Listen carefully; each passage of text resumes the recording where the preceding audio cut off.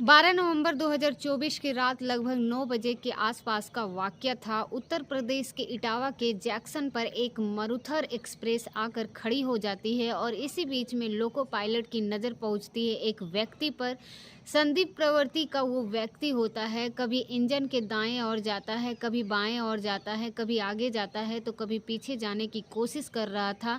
Loco pilot ने जब उसको देखा तो वो व्यक्ति जाकर उसके इंजन के ठीक आगे जाकर लेट जाता है और इसी बीच में लोको पायलट को लगता है कि शायद ये व्यक्ति है, जान देने की कोशिश कर रहा है और इसी बीच में उसने जीआर और आरपीएफ को सूचना देता है और सूचना देने के बाद उन्हें मौके पर बुलाता है। वो मौके पर आते हैं और उस व्यक्ति को रंगे हाथों पकड़ लिया जाता है। जिस तरह से वो हरकत कर रहा था, लेकिन इससे पहले उस व्यक्ति ने कुछ और भी हरकत की थी। दरअसल अपनी ही पत्नी के बताता है कि उसने जो परिवार था और वो ख़त्म हो चुका था। 112 नंबर पर इस तरह की बातें होती है, पुलिस उससे पकड़ती है। पकड़ने के बाद उससे जानने की कोशिश कर रही थी कि आखिरकार 4 लोगों का कत्ल क्यों हुए और इसके पीछे क्या वजह है। और जैसे ये बात उससे बताता है, कहानी एक सुनाता है और उस कहानी को पुलिस वाले भी यकीन कर लेते हैं, मीडिया वाले भी यकीन कर लेते हैं और अगले ही दिन वह सोशल मीडिया पर कहानी बहुत तेज़ी के साथ वायरल होने लगती है। लेकिन कुछ लोगों को ये गले नहीं उतर रही थी कि असल में रिश्तेदारों ने आकर कुछ नई कहानी सुनाई। उसके बाद फिर मीडिया सजग होता है, उसके बाद फिर पुलिस सजग होती है, उसके बाद फिर ये असल कहानी जो निकल के सामने आती है तो लोग इस कहानी को सुनने के बाद हैरान हो जाते हैं, सोचने पर मजबूर हो जाते हैं कि जिस व्यक्ति ने उन लोगों को अपनी गोद में खिलाया हो, आखिरकार उनका कत्ल इतनी भयानक रूप से कैसे कर सकता है। तो सबसे पहले आप सभी को मेरे तरफ से नमस्कार और आप सभी को मेरा यूट्यूब चैनल में स्वागत है। तो ये जो सच्ची घटना है जिसके बारे में मैं आपको सुनाने जा रही हूँ, ये सच्ची घटना है उत्तर प्रदेश का एक ज़िला है इटावा।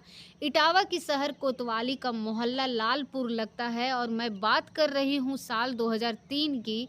यही का रहने वाला एक व्यक्ति जिसका नाम मुकेश वर्मा होता है और उनकी शादी होती है झांसी की रहने वाली नीतू से।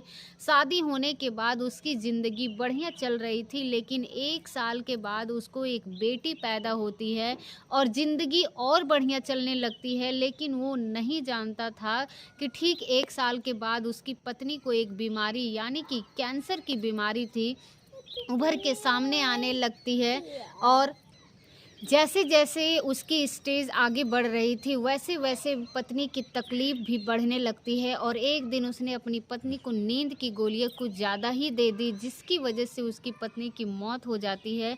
और पत्नी की मौत हो जाती है, उसके बाद उसकी बेटी बचती, वो अपनी बेटी के सहारे जीने की कोशिश कर रहा था। इसी बीच में उसने कुछ पैसे इकट्ठा किए और गला मंडी में उसने एक अपनी दुकान खरीद ली और दुकान खरीदने के बाद उसका छोटा भाई उस दुकान पर बैठने लगता है और परिवार वाले कहते हैं कि भाई इस अकेली बेटी के सारे सहारे कैसे जियोगे, इसीलिए शादी कर लो। और परिवार वाले उसकी दूसरी शादी करा देते हैं, रेखा नाम की एक लड़की से करा देते हैं और रेखा नाम की लड़की से उसकी शादी हो जाती है। और शादी होने के बाद उसको फिर से 2 बच्चे और होते हैं। एक बेटी का नाम रखता है काव्या और दूसरे बेटे का नाम रखता है अभिष्ट, उर्फ यानी कि पहली पत्नी से उसकी जो बेटी होती है उसका नाम भव्या होती है और दूसरी पत्नी से जो बच्चे होते हैं काव्या और अभीष्ट।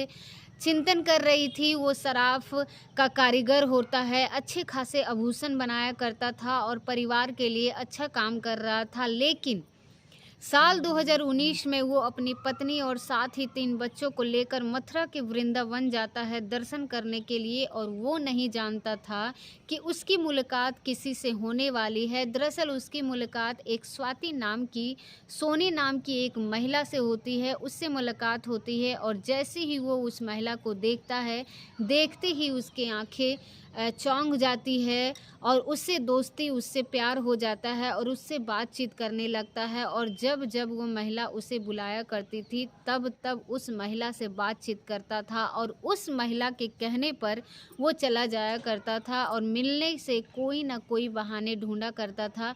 खासकर अपनी पत्नी से कहता था कि दिल्ली जा रहा हूँ, लेकिन दिल्ली ना जाकर वो अपनी उस प्रेमिका के पास चला जाया करता था।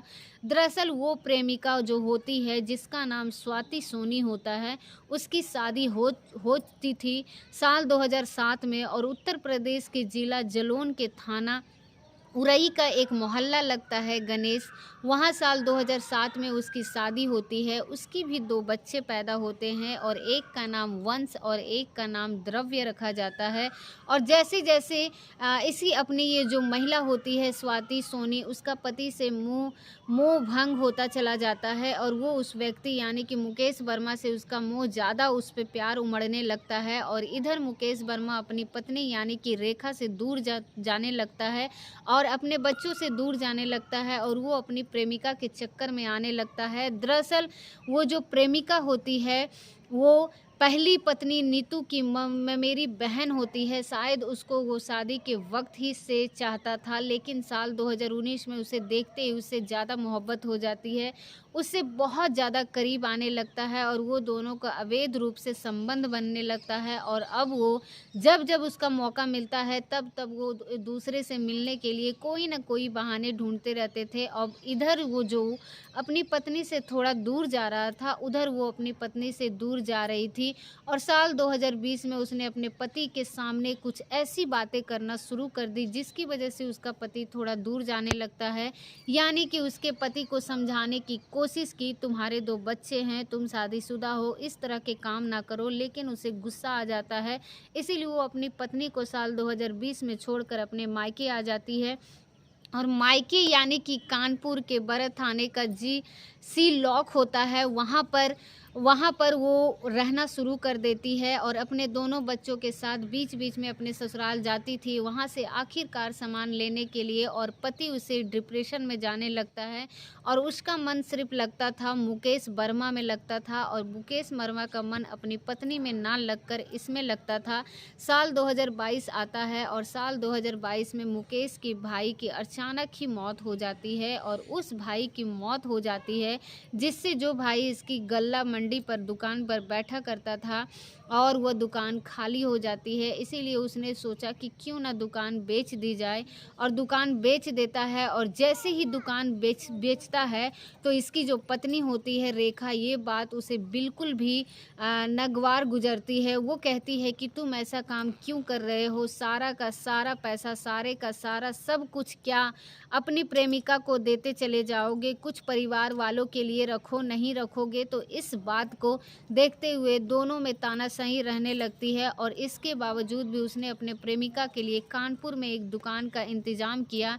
दुकान का इंतज़ाम करने के बाद कानपुर के बैरा थाना के गंडेपुर में यह शराब की दुकान खोलता है, और उस पर खुद भी कभी-कभी जाया करता था, लेकिन अपनी प्रेमिका को पूरी तरह से दुकान हैंडओवर कर दी, और प्रेमिका ही उस दुकान में संभाला करती थी, और अपने बच्चों से दूर और अपनी प्रेमिका के नज़दीक आना शुरू कर देता है। अब इसने पत्नी ने काफ़ी समझाने की कोशिश की, लेकिन उसकी बात समझ में नहीं आ रही थी। आखिरकार एक दिन ऐसा होता है कि वो उसे पत्नी गुस्से में आकर कह देती है कि अगर तुमने अपने आप को सुधारा नहीं, तो मैं अपनी जान दे दूँगी।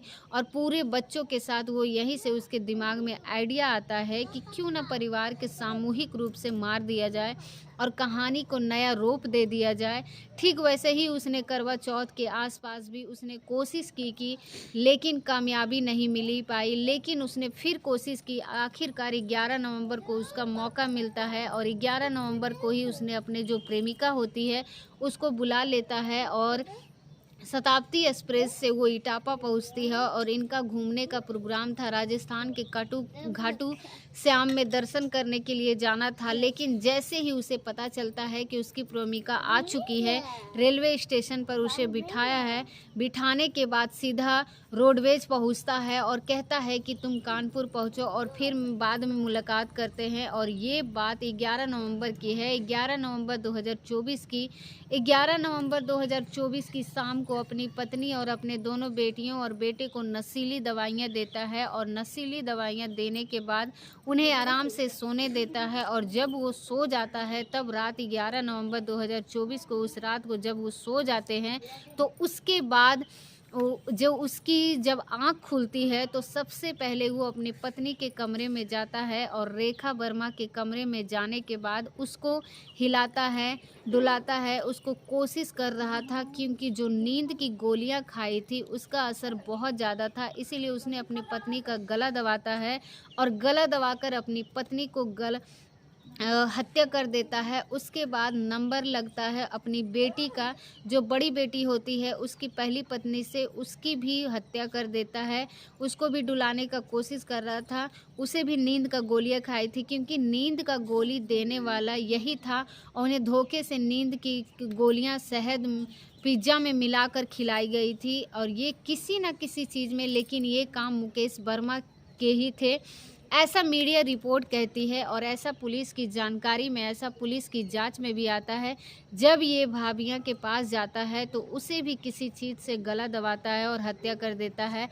अब इसके बाद वो तीसरे नंबर पर पहुंचता है अपने बेटी के पास, जो छोटी वाली बेटी होते हैं जिसका नाम काव्या होती है। काव्या अभी ऊपर वाले कमरे में सोई हुई थी। हालांकि ये 4 मंजिला मकान है और ये 4 मंजिला मकान में लगभग 15 से 16 लोग रहते थे, पूरा परिवार रहता था।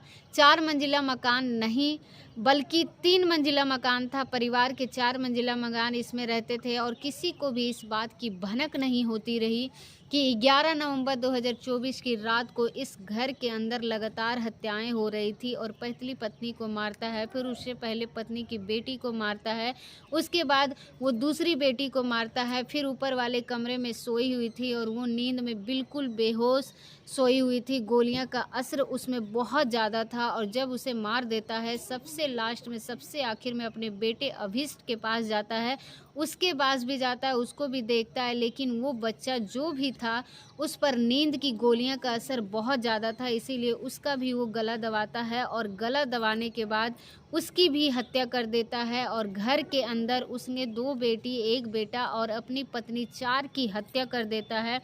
4 की हत्या करने के बाद सुबह 9 बजे के आसपास 12 नवंबर 2024 को ऐसे निकलता है जैसे कि कुछ हुआ ही नहीं है। पूरे दिन शहर में इधर से उधर घूमता रहता है और घूमने के बाद 12 नवंबर 2024 को ये रात लगभग 8:20 के आसपास अपनी पत्नी रेखा के स्टेटस से कुछ फ़ोटो लगाता है। उसके बाद लिखता है कि सब लोग ख़त्म। इतना लिखने के बाद अब इस बात की जानकारी उसके भाई को पता चल जाता है और जैसे ही उसके भाई को पता चलती है, वो स्कूटर से इधर उधर भाग रहा था, यह सीधा पहुंच जाता है जैक्सन, यानी कि इटावा के जैक्सन पर जाने के बाद वो मरुथर एक्सप्रेस जो होती है, मरुथर एक्सप्रेस के पास वो इस तरह की अजीब सी हरकतें कर रहा था। लोको पायलट की नज़र पहुंचती है तो जेआरपी आरपीएफ को फ़ोन किया जाता है और सूचना दी जाती है कि इस मुकेश वर्मा को गिरफ्तार कराया जाए। लेकिन इसी बीच में इसने सीओटीटी को भी एक नोट भेजा था और उस नोट में लिखा हुआ था साफ साफ कि मेरे 1 लाख का नुकसान हुआ है, साथ ही मेरी जो ज़मीन थी वो हड़प ली गई है। और अपने ही सगे भाई पर आरोप लगाता है और अपने ही फुफेरे भाई पर आरोप लगाता है। पुलिस सक्रिय हो जाती है और 15 नवंबर 2024 को उसकी जो फुफेरा भाई होता है उसकी जो गिरफ्तार किया जाता है, उसे सगे भाई को भी गिरफ्तार किया जाता है। और वो बार बार रो रहे थे, चीख रहे थे, चिल्ला रहे थे कि साहब ये सब कहानी झूठी है, आप इस पर यकीन मत करो। पुलिस को यकीन इसलिए हो जाता है क्योंकि वो एक नोट मतलब कि पत्र लिखा है और पत्र में शायद कोई झूठा नहीं बोलता है। जब आखिरी वक्त में यानी कि कोई जान देने की कोशिश करने जा रहा हो व्यक्ति, पुलिस को यकीन हो जाता है, मीडिया को यकीन हो जाता है, लेकिन जब रिश्तेदार आते हैं मैदान में, रिश्तेदारों ने आखिरी जो पूरी कहानी सुनाई और कहानी सुनाने के बाद बताया जाता है कि इस कहानी में एक और किरदार है, उस किरदार का नाम है स्वाति। स्वाति यानी कि उसकी पहली पत्नी की जो मेरी बहन है उसके साथ इसका अफेयर कई सालों से चल रहा था और अपने घर में कुछ भी नहीं देता था। सारा का सारा पैसा स्वाति के लिए ये दे दिया करता था। लेकिन जिस दिन हत्याकांड हुआ उस दिन इससे एक दिन और पहले जो आई थी, लेकिन जैसे ही अगले दिन उसको ये पता चला कि मुकेश वर्मा ने अपने परिवार के 4 लोगों की हत्या कर दी, तो वो कोर्ट में मिलने के लिए चली गई। उसकी हिम्मत की दाद तो देनी ही पड़ेगी।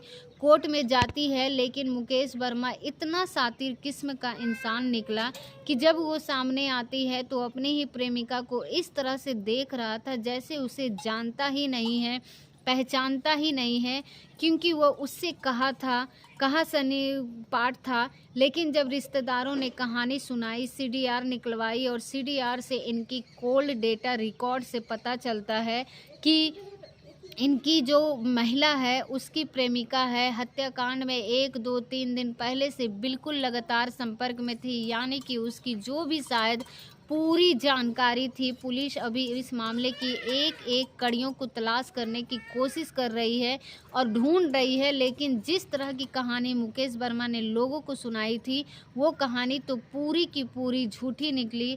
और जो पुलिस की जांच में इतनी कहानी निकल के आ रही है, वो कहानी सच्ची है। उसके बाद अभी तक फ़िलहाल पुलिस ने 4 लोगों को गिरफ्तार करके जेल भेज दिए। मुकेश वर्मा, जिसने अपने चारों लोगों परिवार के सदस्यों को मारा, उसकी प्रेमिका जिसमें उसका दोस्त भी बताया गया, लेकिन एक जो उसने पत्र लिखा जिसमें कि अपने भाई का नाम, उसने अपने फुफेरे भाई का नाम लिखा, उसको भी गिरफ्तार करके जेल भेज दिया गया।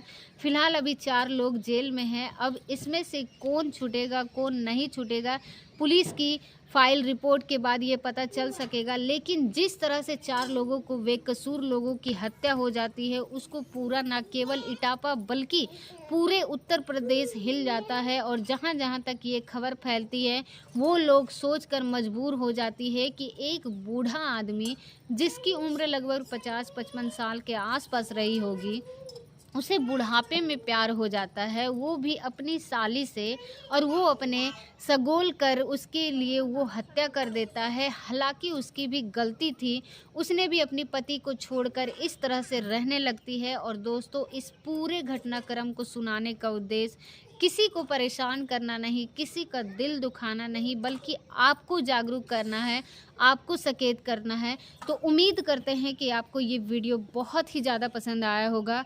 और अगर आपको ये वीडियो अच्छी लगी होगी तो एक लाइक ज़रूर कीजिएगा, ताकि मेरा जो हौसला है वो बढ़ता रहे।